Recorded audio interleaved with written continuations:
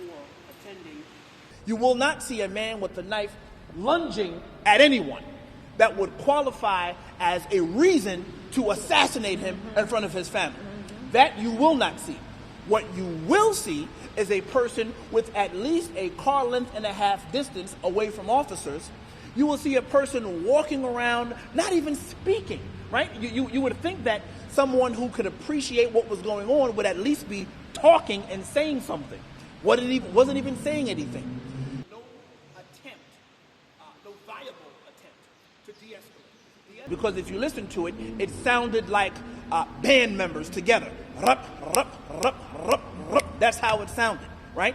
To the tune of 7 times, and of course, doing the King's math, that's 14 shots. We know he was hit 14 times. So what I'm saying to you is, what other than death did you intend when you shoot a man, each officer, 7 times apiece?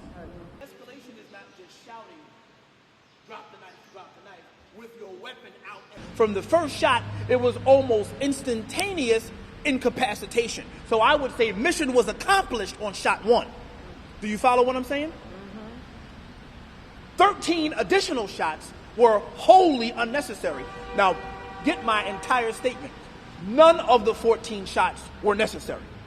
But if you were going to shoot, the first shot incapacitated the man. There were 13 shots to follow, which is why he is no longer with us. It doesn't matter. That is the answer happening. It absolutely doesn't. That man was tried, he was adjudged and found guilty, and he was sentenced by those 2 officers on that street. That's what happened. And the sentence they decided that was appropriate for him was death. That's what took place. You with me? I wish I knew French. I would say it in French. I would say it in some other languages to drive home my point. Do I think that, does the family think that those officers should be charged? And I imagine the question he's really asking is with murder, right? Charged with murder. And what my answer to you is and remains, and we told the city department that this morning. We told them this morning. I don't think so, right? Keep the officers in their prayers too, because there's trauma on both sides of this particular.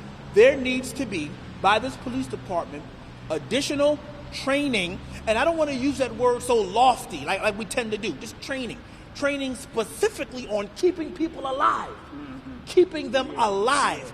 Do not cause their death at your own hand. I'm not suggesting that there aren't times when lethal force, deadly force has to be used. I'm not suggesting that.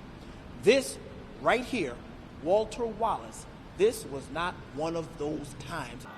I wish I knew French. I would say it in French. I would say it in some other languages to drive home my point. Everybody need to be accountable for what they did. You did something wrong. You took a human life, and they have no remorse. That's dangerous. You know what I mean?